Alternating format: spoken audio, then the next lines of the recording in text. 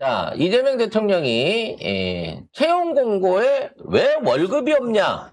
그 예전에 채용 공고 같으면 뭐 연봉 3천 뭐 이런 게 있었는데 요즘은 다 면접 후 협의 요렇게 맞아요. 한다고 그래요. 맞아요. 네. 양아치가 된 거지. 얼마를 줄지는 내가 뽑은 다음에 너 의견을 한번 들어볼게. 이런 식으로 지금 구직자들을 놀리고 있었는데 요거에 대한 지적을 해서 이제는 사전에 연봉을 고지해라. 약속한 연봉을 내놔라라는 정책을 펴신다고 합니다. 네. 자, 이재명 대통령이 어제 경제사회노동위원회 경사노위 노동정책 토론회에 참석을 했습니다.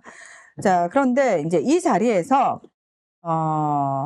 한다스리 한국국제보건의료재단 노조위원장이 수많은 채용 공고에서 임금에 대한 부분은 회사 내규에 따름이나 면접 후 협의라고 표기돼 지원자들이 쉽게 알 수 있는 구조가 아니다라는 지적을 하면서 이런 정보 비공개가 청년의 저임금 고착화란 결과를 낳는다라고 이야기를 했습니다. 이에 대해서 이재명 대통령이 아주 일리 있는 말이다라고 얘기를 하면서 채용하는데 월급을 얼마 줄지 안 가르쳐 주는 건 정말 문제다라고 얘기를 했습니다. 그래서 여기에 대해서 이제 김영훈 노동부 장관이 현재는 공개할 때 보통 연봉 얼마 수준, 세전, 세후 이렇게 나가는데 사실 일종의 이제 기업의 영업 비밀에 해당하는 부분이 있었다라고 합니다. 그래서 산업별로 표준 임금 정보를 제공하는 방안에 대해서 이야기를 하기도 했다고 합니다. 그래서 이제 그러니까 최저임금은 이미 정해져 있는 상황인 거고요. 그렇죠. 그리고 앞으로 국가나 기업들이 할 때 최저임금을 기본선으로 하지 마라. 특히나 왜 최저임금을 할 수 없어서 주는 거지. 왜 국가가 최저임금을 주고 1년을 안 채워갖고 퇴직금 안 주려고 364일씩 고용을 하고 이따위 짓거리를 왜 하냐라고 말씀을 하셨는데 그럼 이제 정부부터 어떤 모범을 보여나가야 되겠죠. 산업별 표준임금에 대해서는 앞으로 이게 참 기대치가 좀 큽니다. 왜냐면 뭐 여러 가지 분야가 있죠. 화이트 칼라도 있고 뭐 일반 노동직들도 있고 일반 노동직 안에서도 일반 뭐 건설 노동자나 공장 노동자 이런 분들 또 기술 가진 분들에 대한 이런 부분이 사실은 들쑥날쑥이란 말이에요.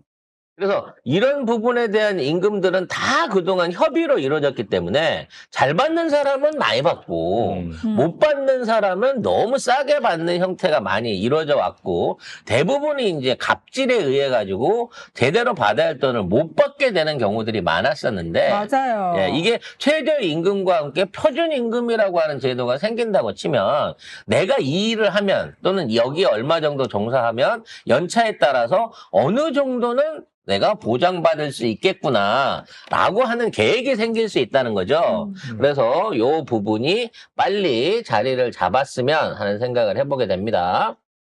지금 이 노동의 가치가 점점 더 이제 올라가다 보니까 다 AI가 로봇 나오면 누가 사람 쓰겠냐 뭐 이런 얘기가 나오고 있어요. 현대자동차 같은 경우에도 지금 매년 파업이 일어나고 국내 본공장이 자꾸 서니까 로봇으로 해가지고 로봇을 3만 대 이상 생산을 해갖고 사실상 앞으로 신규 고용을 없애겠다라고까지 얘기하고 있는 거거든요.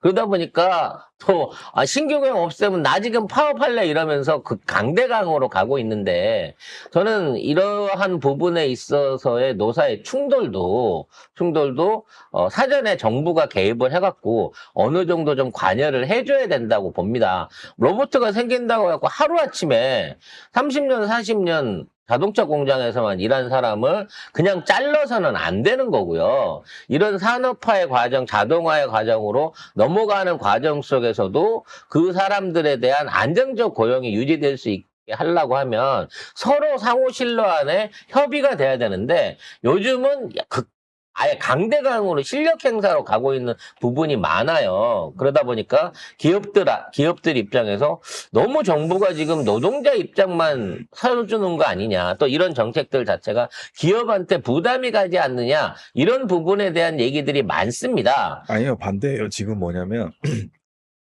김영훈 장관이 얘기한 게 뭐냐면 지금 AI를 해야 되는데 이 아틀라스 아반떼를 로봇가 만들 수는 있어도 살 수는 없다. 그러니까 완전히 대체되지 않는다라고 그렇죠. 얘기를 하는 거예요. 그리고 로봇이 도입된다면 어떤 식으로 하냐면은 임금이나 이런 노동 시간을 그러니까 임금은 건드리지 않고 그렇죠. 노동 시간을 줄이고 음. 그리고 그 남은 시간에 로봇을 대체할 수 있게 그렇지. 이렇게 해서 인간의 복지를 향상시키겠다는 그 얘기를 하는 겁니다. 그리고 지금 경사노위에 노동자위원회 뭐 이렇게 해가지고 뭐 한국노총이나 저희가 참여를 안 했는데 그게 진짜 바보 같은 생각인 게 뭐냐면 노조도 생각을 해봐야 돼요. 지금 이재명 정부 때 해야 됩니다.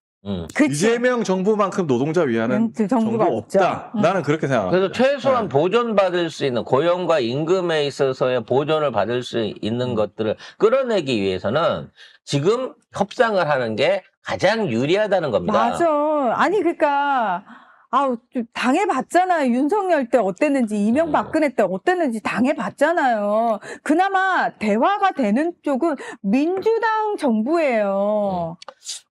이럴 때 노동자들의 권익을 최대한 보호하는 방향으로 어떤 식으로든 그러니까 확정을 지어놔야 돼요. 그래야 정권이 바뀌더라도 이게 후퇴를 하더라도 타격이 덜하단 말이에요. 그래서 AI나 로봇을 고용하더라도 인간이 일하는 시간 외적에 추가 노동 쪽에다가 투자를 해가지고 그렇죠. 생산 단가를 그러니까 공장의 그렇지. 운영을 바꾸고 생산 단가를 높이는 방향으로 하고 로봇 왔으니까 사람은 그만둬 얘네 24시간 시킬 거야 요런 단계로 가서는 안 된다는 겁니다. 왜 그러냐면 노동자는 생산을 하게 되는 구성원이고 생산자이기도 하지만 소비자일 수도 있다는 거예요. 그 노동자의 임금들이 모여가지고 생산한 자동차를 살 수 있게 된다는 거죠. 그러니까 노동을 통해 갖고 만들어지는 수익이 다 노동자 것으로 가는 게 아니라 그 수익을 통해 갖고